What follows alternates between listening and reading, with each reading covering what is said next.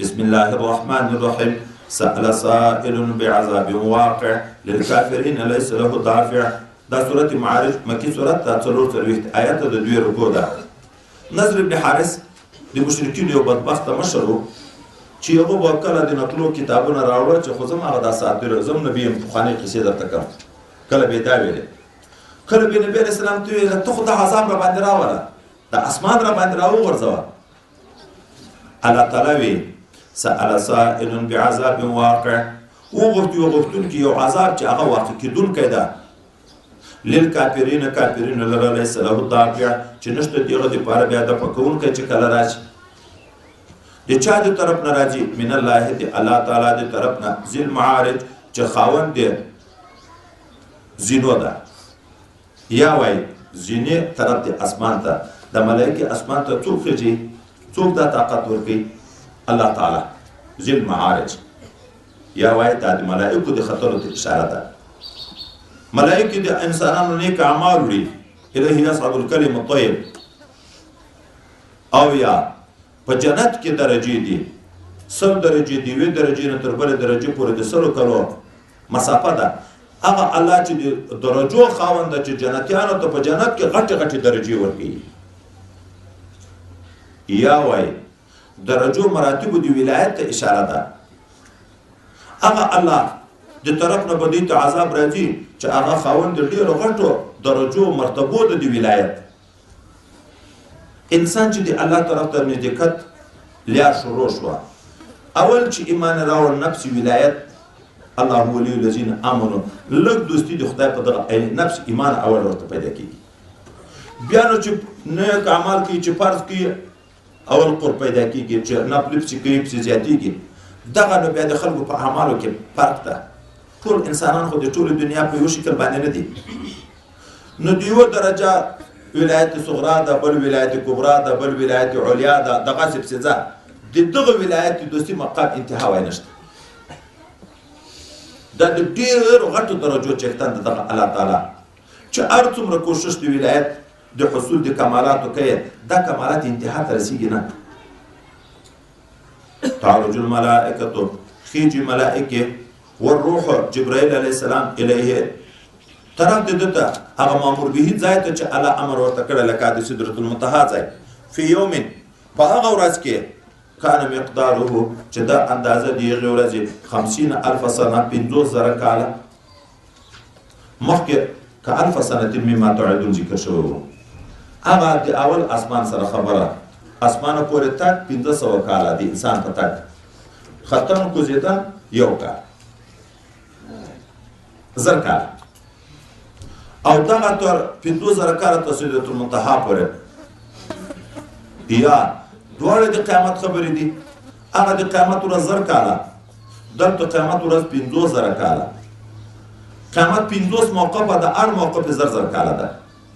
یا د خلکو تفاوت ده، چاته د قیامت ورځ دومره اوږده شي چې لکه 1000 کاله د دنیا، چاته بیا دومره اوږده شي لکه 50,000 کاله د دنیا. لکه حدیث مبارک چې راځي، کوم انسان ته چې خدای دنیا ورکړې او دی د خپلې دنیا زکات نه ورکوي، د دغه نه به څو قسمه عذابونه جوړېږي. چاته به تختې جوړې شي، په اور د جهنم به ګرمې وي، فتکوا بها جباههم و جنوبهم، یو طرف بل طرف یې داغل کېږي، 50,000 کاله به دا سزا ورکوي. د هغه نه بعد یا به جنت ته ځي یا به جهنم ته. دا خو د دیوه زکات سزا ده. یو روایت کې راځي چې څوک چې د خدای حق نه ادا کړی، د دنیا به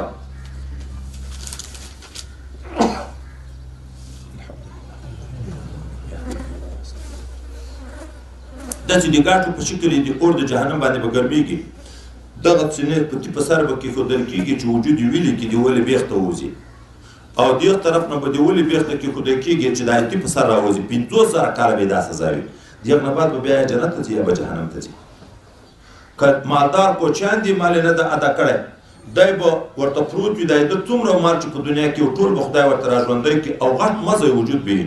دغه به غوبل کې اچولی کې خېجي به، بعضې به خولې په لګوي، بعضې به په کرو وي.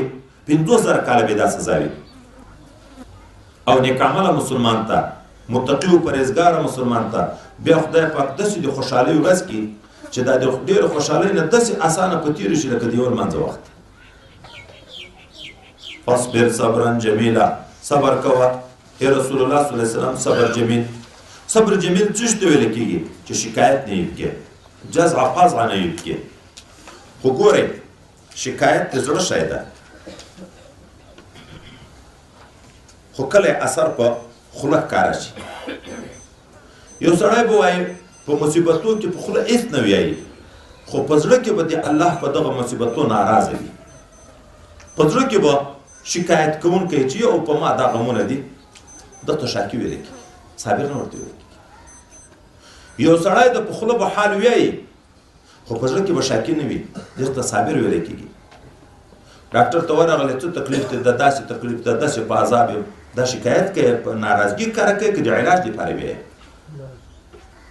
دا شکایت نه ده دا شکایت نه ده چا پوښتنه درنه وکړه د مرض حال پوښتنه درنه وکړه څنګه یې تا خپل حال ورته وویلی نن شپه داسې په تکلیف ومه داسې بېخوبي را باندې راغله یا داسې دا تکلیف ده دا شکایت نه ده چې زړه کې د الله په قضا راضي یې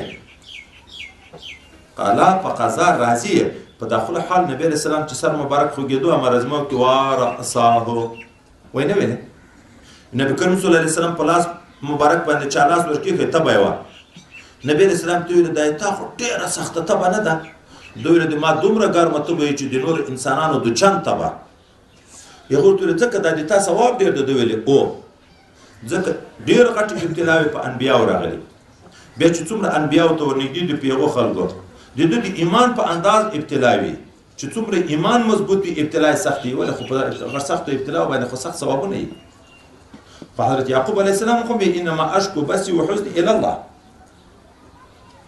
شکایت خلکو ته ناروا ده الله ته خپله عاجزي کړ چې ربي اني مسني الضر وانت ارحم الراحمین ایوب علیه السلام ویې که نه ویې ربي لا تذرني فردا وانت خير الوارثين حضرت یحیی علیه السلام ویې که نه ویې زکریا علیه السلام ویې که نه ویې د اولاد سوال هم کړی ده د مرض د صحت سوال هم کړی ده نو دا خو ناروا نه دي ناروا دغه ده چې شکایت وي جزع پزع وي بس نو یو چې پیدا یې ماښه ورځ نه درلري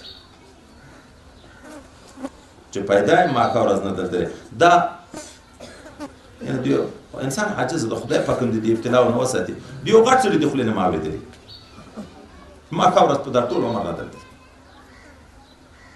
د زړه د درد یې ویلي دي نو دا شی په کار نه ده فاصبر صبرا جمیلا صبر کا صبر نیک چې شکایت نه وکړي خو پرون مو ویلې که نن سبق مو ویلې چې چاته چې مصیبت ورسېږي مؤمن ته یهدي قلبه نن مو ویلې که نه زړه ته الله هدایت کوي دا ایمان وي چې خدای پاک راته مقرر و او الله په دغه باندې ماته ثواب راکوي نو عمل د روژه د چیش دپاره نیسو د ثواب دپاره نیسو که خوندونه په آخر روژه ماته شوق کېږي دغه ثواب لکه څنګه چې په روژه خدای پاک راکوي چې په پښه کې مازغی راشي پیغله هم راکوي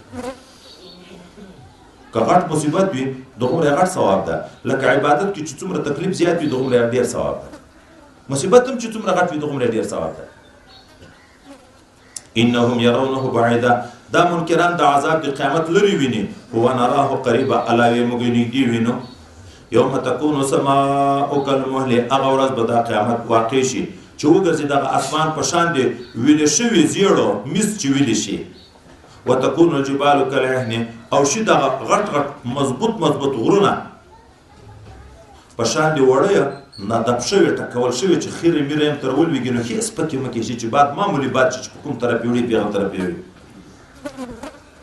او کالمهل دوم تعبیر دا هم کېږي هغه تیل چې وخوټه بیا بیخ کې چې کوم خیره پاتې شو توروالی خړه غوندي یا به داسې چې دا اسمان ولا لا يسأل حمیم حمیما پوښتنه به نه کوي یو دوست د بل دوست نه چې څه حال ده ولې هر سړی به په خپل غم باندې مشغول وي داسې نه چې وینې به یې نه خو مخلوق ډېر د وینې به یې نه څنګه یې پوښتنه وکړي نه یبصرونهم وینې به یم ښه به یې پیژني خو پوښتنه به نه یود المجرم دا اوس خاص د کفارو حال ده دلته به تمانا کوي کافر لو یفتدي من عذاب یومئذ کاش کې چې د فدیه ورکړی وای د عذاب د دغه ورځې نه ببنیه په زمنو خپلو سره وصاحبته په ښځه خپله واخیه په ورونو خپله وفصیلته التي تؤویه هغه قوم چې دی ور یو ځای کوي ومن فی الارض جمیعا ټول د مخ د مځکې خلک د فدیه وایي. فدیه وایي څه معنی؟ چې زه د دغه عذاب نه خلاص وای، زمان مې دیم په دغه اور کې سوي وای، ښځه مې دیم سوي وای، وروڼه مې دیم سوي وای، تربرونه مې دیم سوي وای. دا ټول خلک خو ثم ینجیه چې بیا دته نجات ورکړي. په هر انسان باندې د خپل ځان دومره بوج وي په چې د نورو دنیا په ذات ژوند نه خوږیږي چې اوس خو هغه هم دغسې سوځي. دا به تمنا وي چې کاشکې دا کافر چې ما زمانه ښځې قریبان وروڼه خپلوان ټول سوي وای خو چې زه بچ شوی وای. کله نه بچېدن کې نشته، د کافر خلاصېدن نشته. انها لظا، بېشکه دا دوزخ چې د لمبې ویونکی ده، نزاعة للشوا، ویستونکی ده د کفارو د پوستکیو د پوستکی ډېر چې کلک په وجود پورې نښتې دغه د ککرۍ پوستکی یا دغه ویرغه وای. هغه داسې سخت اور ده، دا نور پوستکي خو چې اور ورلېږي شي داسې تڼاکې شي، خو هغه داسې سخت اور ده چې دا دلته ورلېږي شي دا د سر پوستکی به ټول شي. د اطرافو ته چې کوم ځای ته ورلګېږي کلک پوستکی به داسې ټولوي. تدعو رابولي به دا اور من ادبره، هغه څوک چې چا شا کړي وي ده ته وتوله او مخې ګرځولی وي له ایمان شا یې کړي. تدعو من ادبره، چا چې ایمان ته رسول ته الله ته شا ګرځولی په دنیا کې مخې ګرځولی د ایمان نه، دغه جهنم به نارې پسې وایي یا کافرو الیا یا منافقو الیا. ای کافره د ما طرف ته راځه، منافقه د ما طرف ته راځه. او بل دغه څوک راغواړي وجمع فاوعى، هغه څوک چې مال جمع کړي او بیا یې ساتلی د خدای پاک حق نیب کې ادا کړی. دا مال اور به نارې پسې وایي لکه یا کافرو الیا یا منافقو الیا یا جامع المال الیا، ای د مال جمع کونه اوس ما ته راځه.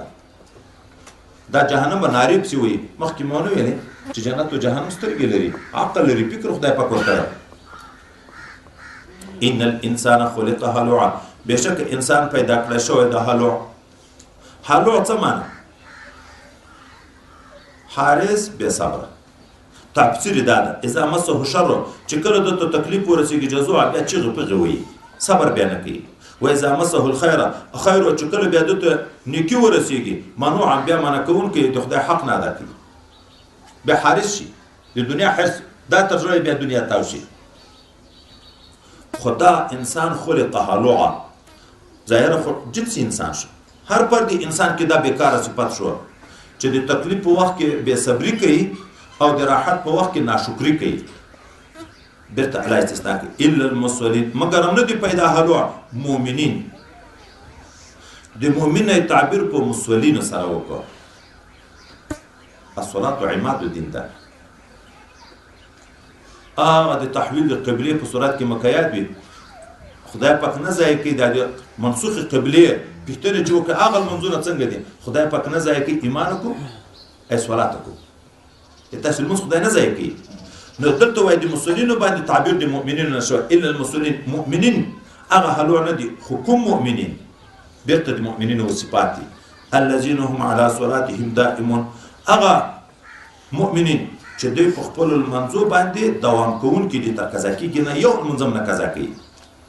والذین، او هغه مؤمنین نه دي د بیکارو صفاتو چې اختن بې صبر او ناشکره. فی اموالهم حق معلوم، چې د دوی په مالو کې حق معلومي. للسائل، سوالګر ته، والمحروم، او هغه نه سوال کوونکي ته چې څوک پوښتنه سوال هم نه کوي، خو دته خو معلوم وي چې مسکین د خپل کومک ورسره کوي. والذین، او هغه کسان هم نه دي هلوع یصدقون بیوم الدین، چې تصدیق کوي په ورځ د قیامت باندې. والذین، هغه کسان هم نه دي هلوع هم من عذاب ربهم مشفقون، چې دوی د عذاب د رب خپل نه ویرېدونکي ډارېدونکي دي. ولې ان عذاب ربهم غیر مأمون، بېشک عذاب د رب د دوی چې ده پر امن کړی شوی نه ده. هېڅوک هم سړی په امن نه ده چې زه به د عذاب نه خلاص یم. ښه سړی به خو خدای نه خسته اخر کې به قضا سبقت وکړي، کافر به تر دنیا تېر شي. والذین هم لفروجهم حافظون، او هغه کسان هم هلوع نه دي چې خپل عورتونه شرمګاوې ساتي د لوڅولو او د استعمالولو نه. الا على ازواجهم، او ما ملکت ایمانهم، که د خپلو ښځو سره جماع کوي یا د خپلو میندو سره، فانهم غیر ملومین، بیا په دغه وخت کې دوی ملامت کرده شده نه دي. والذین، هغه کسان هم نه دي هلوع بې صبر او ناشکره هم لاماناتهم چې دوی امانتو خپلو لره وعهدهم وعدو خپلو لره راعون رعایت کوونکي دي والذین